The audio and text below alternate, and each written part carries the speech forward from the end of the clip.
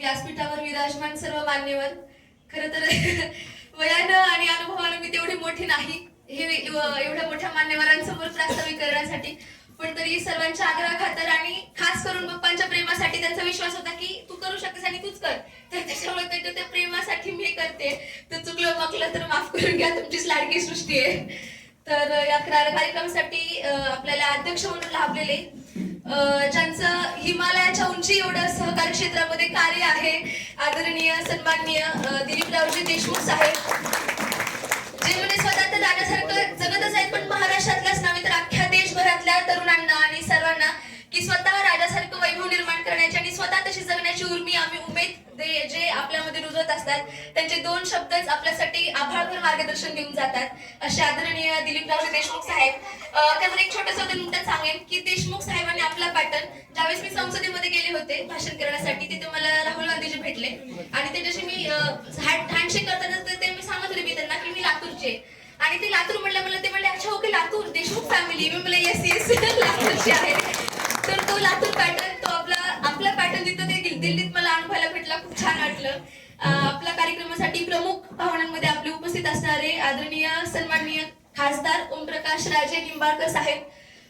खरं तर आता आम्हाला तर आमच्या युवकांमध्ये ते ओम दादा आणि एक यंग लीडर म्हणूनच आमच्या मनामध्ये ते आहेत, ज्यांचं तरुण तडफदार नेतृत्व, ज्यांचे भाषण जे आम्ही संसदेत ऐकतो आणि आता आम्ही संसदेत गेल्यानंतर त्यांचा दिल्लीतला सुद्धा दरारा मी स्वतः अनुभवलाय दादांचा, तर त्यांचं सुद्धा मी स्वागत करते.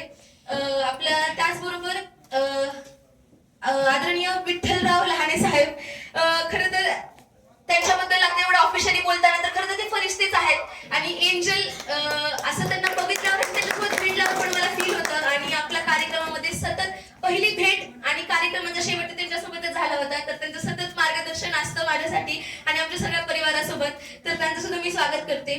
आपले माननीय सन्माननीय शिवराजी मोटेगावकर सर, की ज्यांनी साधे एक ट्युशन नाही, क्लास नाही, तर डायरेक्ट फॅक्टरी काढली डॉक्टरांची आणि लातूर पॅटर्न सेट केला नीट मध्ये जई मध्ये, असे आपले माननीय प्राध्यापक शिवराज मोटेगावकर सरांचं सुद्धा मी स्वागत करते. त्याचसोबत योगाचार्य विष्णू बुधराजी, ज्यांचं संस्कृत मध्ये सुद्धा एक प्रभुत्व आहे. मी तुमच्या सुद्धा 2 क्लासेस अटेंड केलेत आणि योगाचं जे महत्व तुम्ही सांगतात तर ते सुद्धा मी अनुभवलं आहे. तुमचं सुद्धा स्वागत आहे. त्याचबरोबर असं म्हणजे आपण आता म्हणतो की उद्योगामध्ये आपले तरुण पाहिजेत, तर ज्यांचं उदाहरण आम्ही सगळ्या डोळ्यासमोर ठेवतो, फक्त सोने चांदीच नाही तर त्या सोडून दुसरा व्यापार कुठला तर कापड उद्योग, आणि त्याच्यामध्ये साधा सुद्धा नाही तर आपले ब्रँड तयार करणं, जे की द्वारकादास श्यामकुमार जे एक ब्रँड आहे ते 1-2 नाही तर पूर्ण पुण्या मुंबईपर्यंत अशा पूर्ण महाराष्ट्रभर त्याच्या शाखा पसरल्या आहेत. तर असं व्यक्तिमत्व ज्यांनी स्वतः एखाद्या क्षेत्रात पाऊल ठेवलं तर त्याचं ब्रँड तयार स्वतः केलं, असे तुकाराम पाटील साहेब. आपले सेवानिवृत्त होऊन सुद्धा समाजकार्यासाठी 24 तास आपलं जीवन त्यांनी अविरत चालू ठेवलंय, असे भारतजी काळे साहेब, किशोरजी डाळे, किशोरजी मगर आणि राजूभाऊजी लोंढे, हे तिघं स्टेजवर आहेत. हे तिघं तर आता बाप्पांचे मित्र आहेत, जसं माझ्या मावशीने सूत्रसंचालनामध्ये सांगितलं. तर मी एवढंच म्हणेन की आपण जसं म्हणतो की सुदाम आणि कृष्णासारखी मैत्री, तर ते ह्यांच्या हे तिघं भेटलं की ते मला अनुभवायला भेटतं.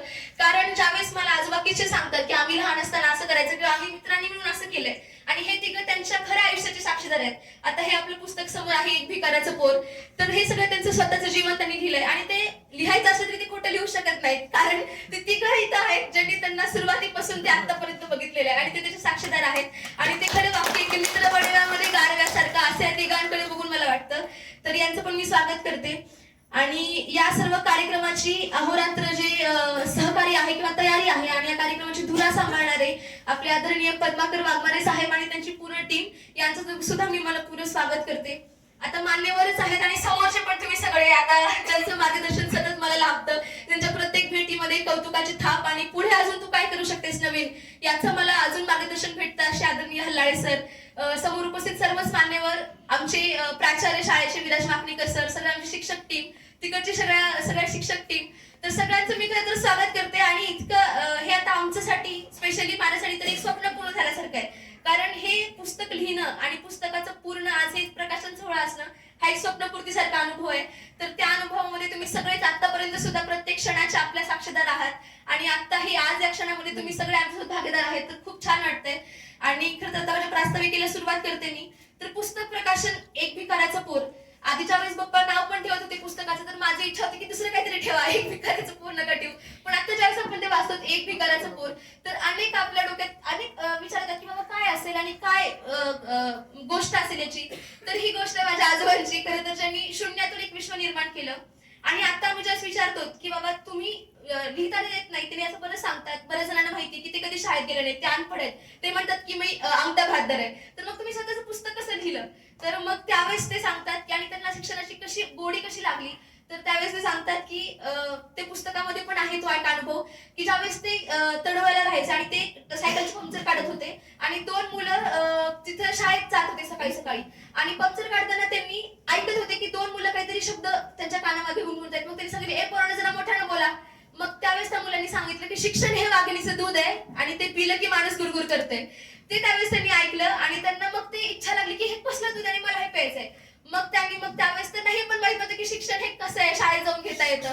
पण त्यावेळेस नंतर हे त्यांना तिथं जाऊन त्यांच्या जे सहकारी होते, मित्रमंडळ होते, त्याच्याशी त्यांनी बोलले की बाबा मला पण शिकायचंय.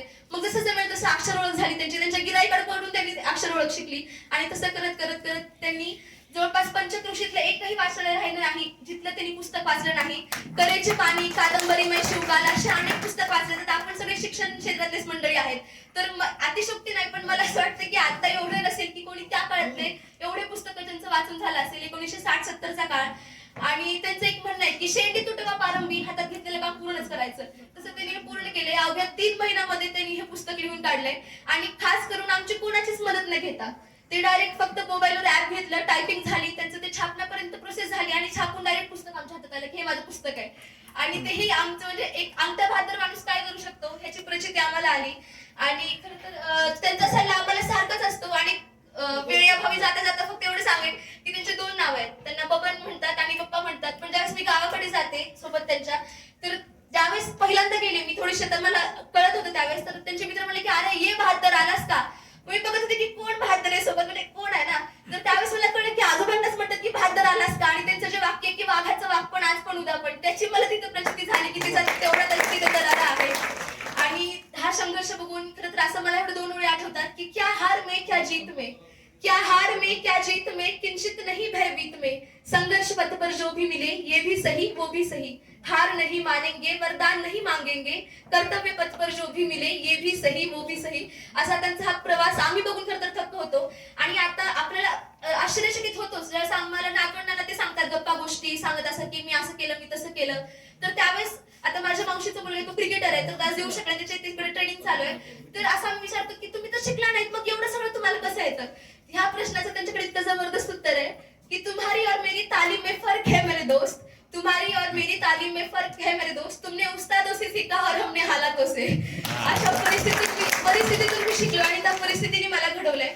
तर हाच त्यांचा निर्भीडपणा आहे आमच्यामध्ये, जे आता मी इथं बोलू शकते एवढ्या मोठ्या मान्यवरांसमोर किंवा संसदेमध्ये भाषण करू शकते. की त्यांनी आम्हाला सतत शिकवलं कि डरना नहीं किसी के भी पैरों की नाप से, डरना नहीं किसी के भी पैरों की नाप से, आखिर में जंग जीत ही जाएगी शान से. गीता में कृष्ण ने कहा अर्जुन से बस यही, गीता में कृष्ण ने कहा अर्जुन से बस यही, पहली लढाई जीतनी है अपने आप से. त्याच्यामुळे आधी स्वतःला तुम्ही तयार करा, मग अख्खं जग तुमच्यासाठी एक मैदान आहे, तुम्ही ते जिंकू शकतात. त्याच्यामुळं खूप छान वाटतंय आज इतकं म्हणजे सुंदर इतका देखणा सोहळा आपल्या ज्या पुस्तकांचा त्यांनी लिहिले त्यास संपन्न होत आहे. पुन्हा एकदा मी सरांचे स्वागत करते आणि खूप छान वातावरणामध्ये म्हणजे इतकं हा सोहळा संपन्न होत आहे. आणि समोरच्या सुद्धा मंडळींचं खूप खूप खूप आभार मानते. आणि शेवटी एवढंच म्हणेन त्यांच्या पूर्ण एवढ्या प्रवासाबद्दल कि पत्थर की चमक है न नगीने की चमक है, चेहरे पे सीना तान के जीने की चमक है, मुश्किल था सफर यूं ही ये मंजिल नहीं मिली, मुश्किल था सफर यूं ही ये मंजिल नहीं मिली, जो दिख रही है खून पसीने की चमक है, जो दिख रही है खून पसीने की चमक है. धन्यवाद. धन्यवाद सृष्टी. आणि खूप खूप छान